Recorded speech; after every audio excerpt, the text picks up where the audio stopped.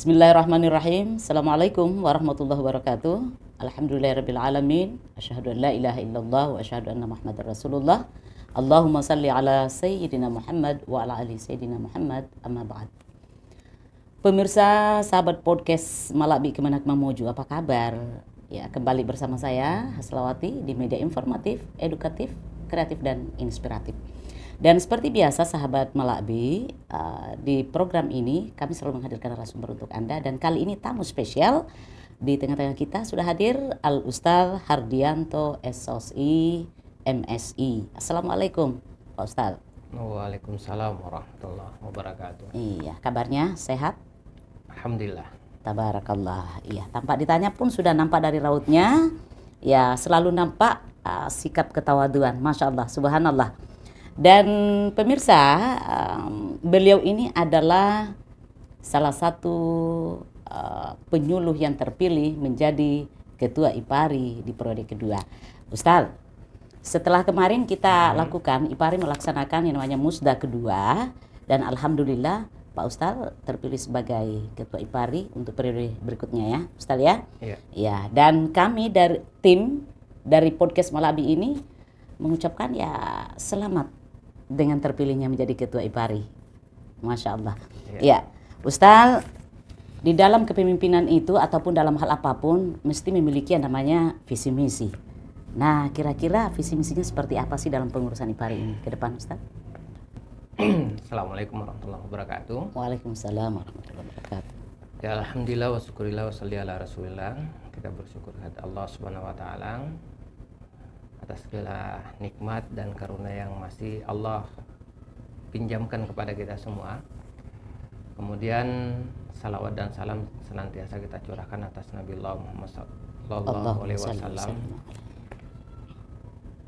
Nabi yang Allah utus sebagai uswah teladan bagi kita semua dalam segala hal, baik itu dalam urusan dunia kita, lebih-lebih lagi dalam urusan ibadah kita kepada Allah Subhanahu wa taala.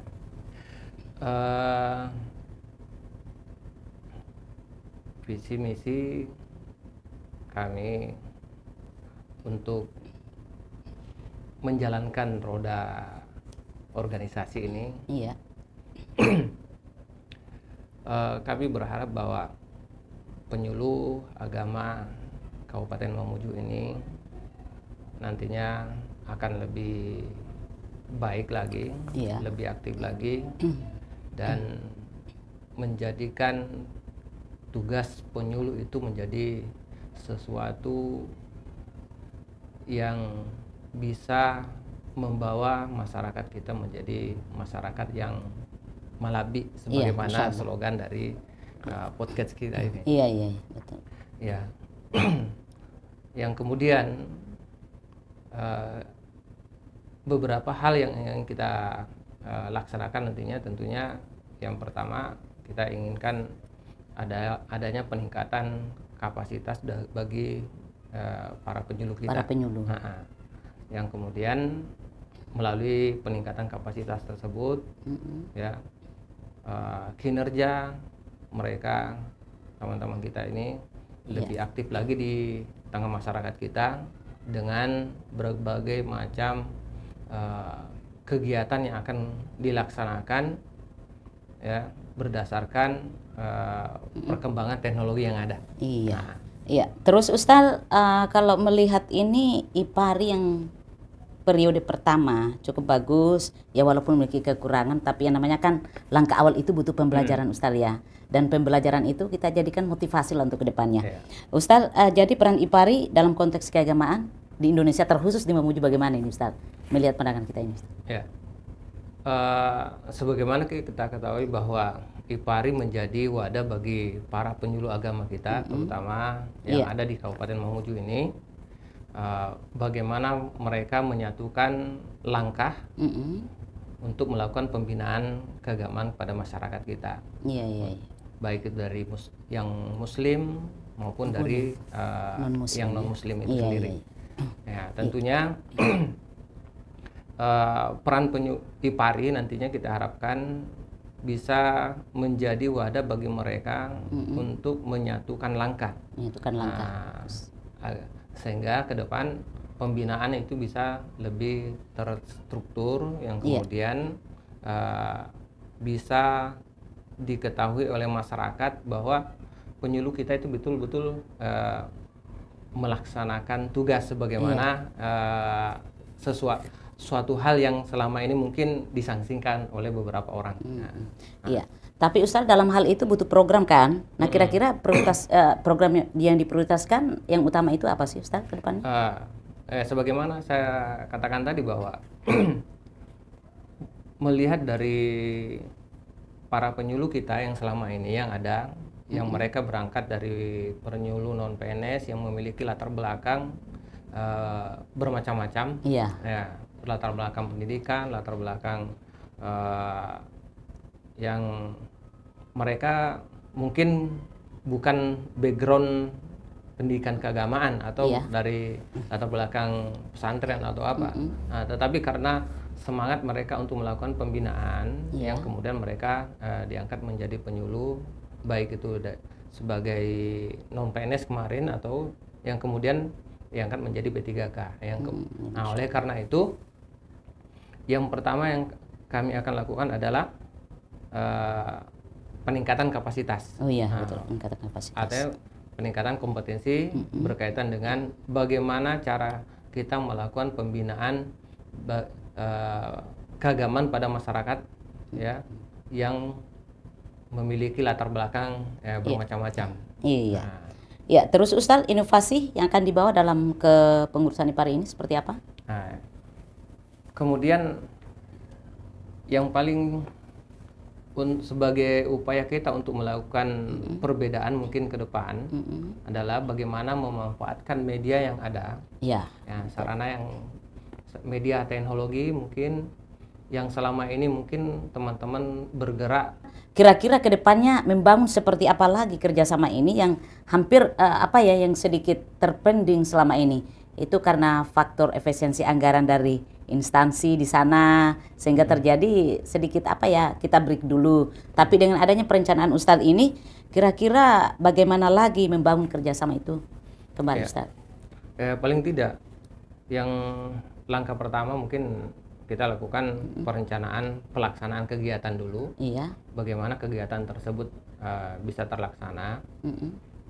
Ya mungkin kita jalankan di dalam kota dulu, yang kemudian beranjak dari situ, iya, baru kita tawarkan kembali kepada media yang ada, baik itu RRI maupun TVRI.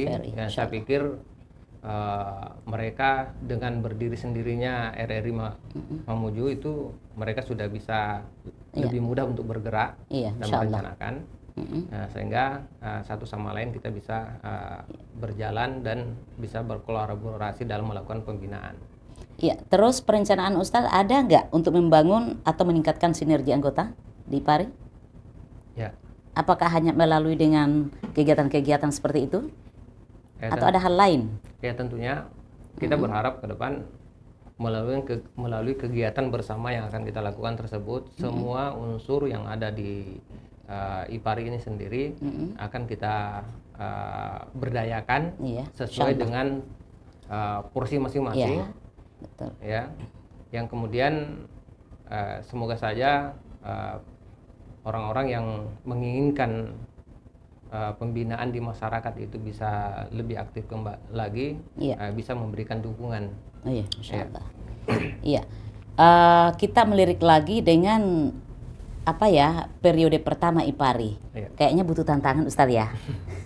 Butuh tantangan, tapi itu tidak membuat kita kendor untuk berjuang, ya kan? Tetap kita maju dan selalu memperbaiki segala hal yang bisa kita tuntaskan itu. Tapi Ustadz sudah bisa menerawang ke depannya tantangan apa, seperti apa tantangannya di periode kedua ini IPARI, terus mungkin juga ada solusinya, seperti itu Ustadz? Intinya ada satu hal yang mungkin selama ini menjadi sesuatu yang menjadi hal yang agak berat mungkin ya. Kita dituntut untuk maksimal di lapangan dengan berbagai macam tugas, tetapi betul, kita senantiasa dilemahkan dengan berbagai tugas administrasi. Nah, oleh karena itu saya berharap ketika kita ingin penyuluh kita aktif di lapangan, maka jangan bebani mereka dengan persoalan-persoalan administrasi yang kemudian hal tersebut menghambat mereka untuk melakukan kegiatan. Nah, ya paling tidak kami berharap bahwa ke depan persyaratan-persyaratan untuk bisa dicairkannya dan menjadi hak mereka itu bisa dihilangkan, yang kemudian kita lakukan perubahan yang bisa membuat teman-teman penyuluh itu lebih mudah untuk melakukan kegiatan. Nah, sehingga nanti ketika ini berjalan, teman-teman mendapatkan haknya dan mereka bisa menjalankan tugasnya di lapangan, dan apa yang mereka lakukan itu bisa mereka dihargai, sehingga mereka bisa lebih semangat lagi tanpa dilemahkan dengan kata-kata apa toh semua kalau melakukan. Iya, seperti itu Ustaz ya. Tapi kan Ustaz, kalau kita melihat itu dengan adanya pembuktian ini kinerja kita, bukti yang kita berikan dalam bentuk laporan, itu kan menandakan bahwa kita betul-betul menjalankan tugas, dan itu yang dilihat oleh pihak kantor loh Ustaz, birokrasi. Iya. Jadi kalau seumpama tidak ada hal begitu, bagaimana dong Ustaz? Oleh karena itu, dengan perkembangan teknologi yang ada sekarang, betul. Kenapa kita masih terkungkung oleh hard copy? Betul. Yang manual Ustaz ya. Yang manual. Padahal dengan program penghematan yang dicanangkan oleh pemerintah kita, kenapa kita tidak memanfaatkan teknologi yang ada, sehingga yang kita kumpul itu dalam bentuk soft copy saja. Ya, sehingga mungkin anggaran teman-teman yang dialokasikan untuk beli kertas, untuk fotokopi, untuk penjilidan dan seterusnya itu bisa mereka manfaatkan untuk kegiatan-kegiatan yang lain, ya, tanpa mengurangi esensi dari laporan itu sendiri, sehingga laporan tetap ada, yang kemudian nanti kan akan diperiksa soft copy-nya juga sih. Lalu kenapa kita kumpulkan hard copy? Apalagi kan sekarang zamannya digitalisasi loh Ustaz. Intinya seperti itu. Kami berharap ke depan kita manfaatkan teknologi yang ada untuk menjalankan tugas-tugas kita, dan sehingga teman-teman itu bisa bergerak di mana dan kapan saja, yang mana masyarakat kita itu bisa merasakan keberadaan mereka. Iya, baik Ustaz. Di organisasi sering ada perbedaan Ustaz. Jangankan organisasi Ustaz, rumah tangga pun sering ada perbedaan, ya kan? Lalu bagaimana Ustaz ini yang sudah terpilih sebagai Ketua IPARI menangani dinamika dan perbedaan pendapat dalam organisasi? Walaupun kita tahu perbedaan itu bukanlah pemecah loh Ustaz. Nah, tapi sering saja sih muncul perbedaan. Nah, kira-kira bagaimana menangani itu Ustaz?